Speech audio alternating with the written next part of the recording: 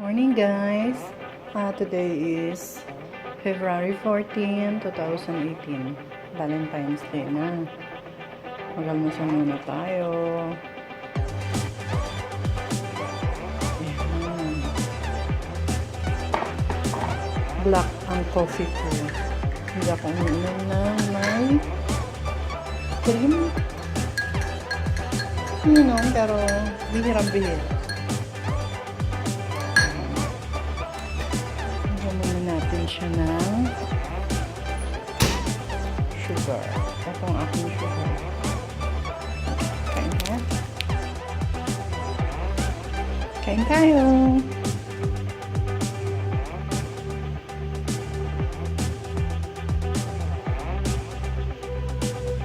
May bantay ako.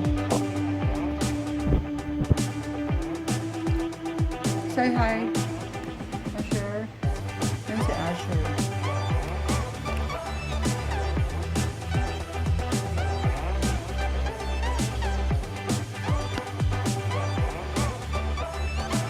Binabanggit yung sandwich ko, nagprito lang ako ng itlog. Yun yung pinanaman ko sa favorite ko.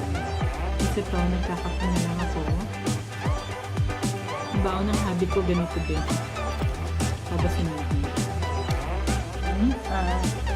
Pagkatapos kong mag-almusal, ito lang yung ano ko, routine ko sa umaga. Tapos kung mag-almusal, mag-ilamos ako, tapos maglalagay ng moisturizer or cream. Pag nag-ilamos pala ako, hindi ako na pupunas ng towel o ng sa mukha. Tissue lang para sure na walang fur ng mga baby ko. Ito ang aking ginagamit. Sorry ha, yung ilaw ko namamatay kasi sensor yung ilaw niya. So ito siya. Bilang tayo ng konti.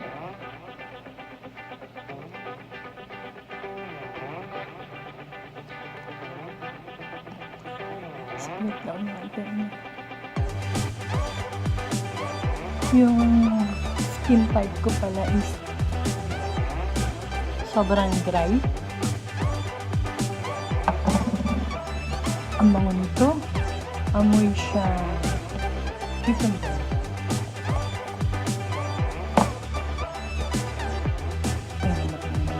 Ito pala yung aking salamin. So, ito nasusilaw kayo. Ayan siya. Ayan namatay. Pero pagka malapit ka sa kanya, ito yung pinaka-sensor. Ayun, ilaw siya. Ayan lang yung aking skincare, morning skincare. Pero pag sobrang dry talaga siya, ang nilalagay ko,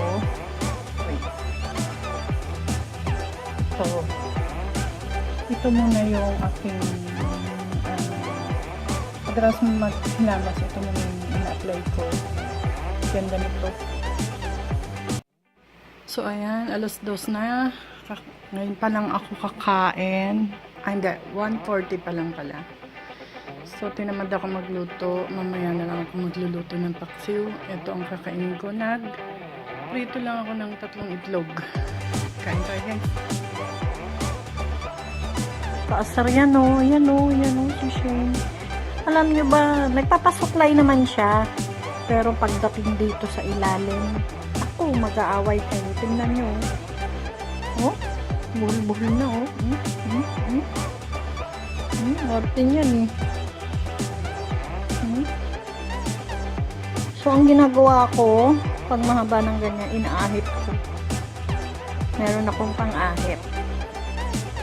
Pero nag-aaway kami, naabot kami ng 3 days sa pag-ahit bago maubos yan. Takbo doon, takbo dyan. Nagkakabulan kami, buong bahay namin, lumilipad ang fur niya.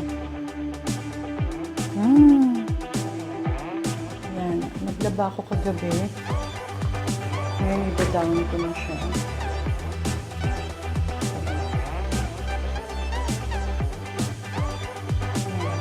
Pag nag-downy ako, hindi ko direct na lalagyan ng tubig, tapos lalagyan ng downy. Tinatanggal ko muna yung damit. Tapos tsaka ako siya lalagyan ng tubig, tsaka downy. Tsaka ako ilulubog yung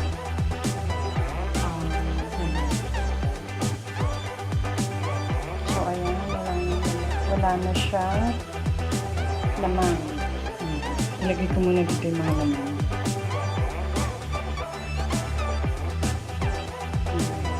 Ito, sabi ano daw mas matatanggal daw yung fur pag nilagyan ito. Ano to, foil na binilot ko lang. Ayan, 3. Nilalagay namin dyan. Tignan nyo, sira na yung mga pindutan ng aming washing.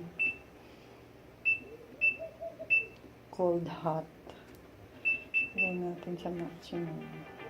Tapos, rinse lang. Sira-sira na.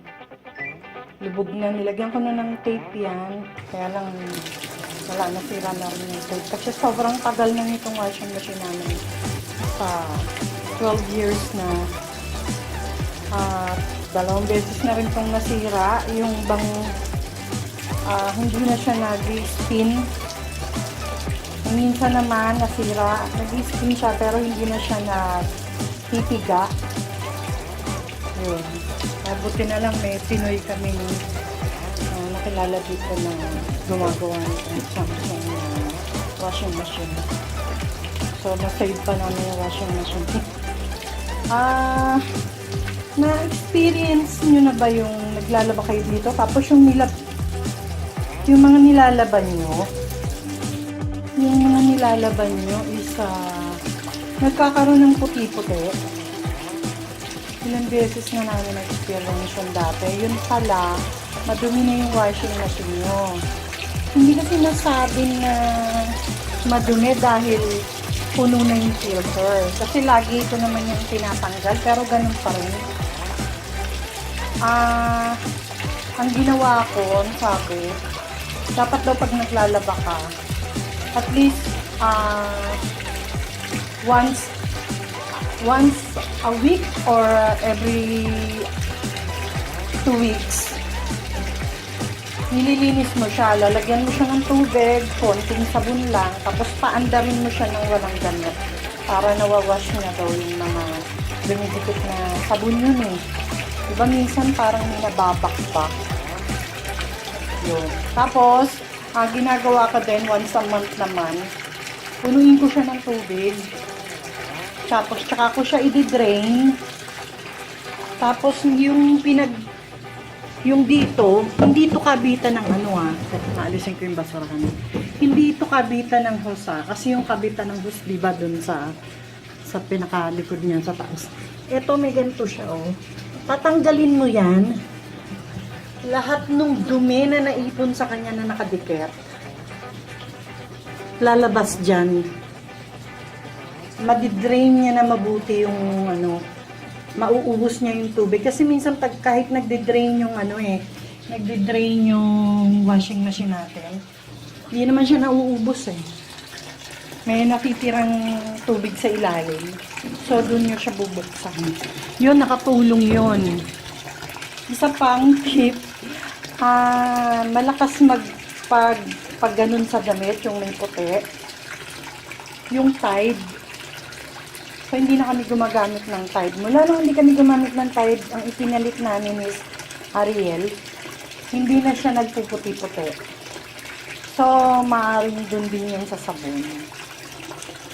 Ayan. So, ayan. Tapos, pagka napuno na yung tubig natin, saka natin siya lalagyan ng downy. Basta ikutin lang natin ng siguro mga 6 times para mahalo. Tsaka natin lalagay yung ganyan. Pupunuin ko muna ito. Ayan guys, wala namang ganap ngayong Valentine. Kasi sobrang dami ng tao sa labas ngayon. Tsaka may pasok pa bukas. So, bukas na lang kami. Last day ng pasok bukas. Bukas na lang kami. Magdi-date. So, ito na yung aming hapunan. Paksiw na banak. Guys, putulin ko na yung vlog ko ngayon ha. Bukas na lang uli. Bye!